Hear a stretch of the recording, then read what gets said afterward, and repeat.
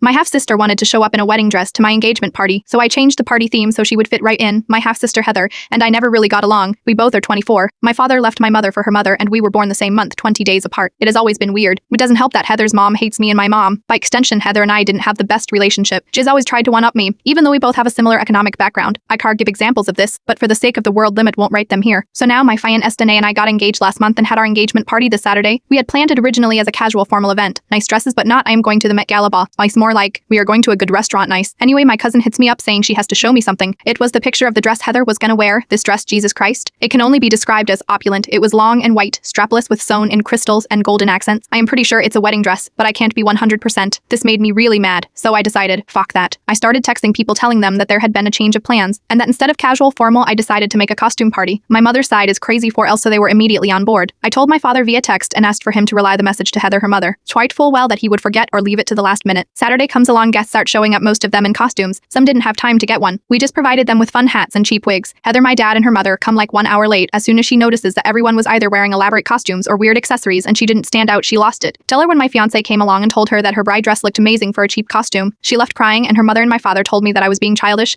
and I could have told Heather myself and not have tasked my father for those interested. My fiancé was dressed as Bubbles and I was dressed as Mojo Jojo. My mom and aunts went as ABBA. Other memorable costumes were Luffy and Zorro, Ian Malcolm and John Hammond and Jesus.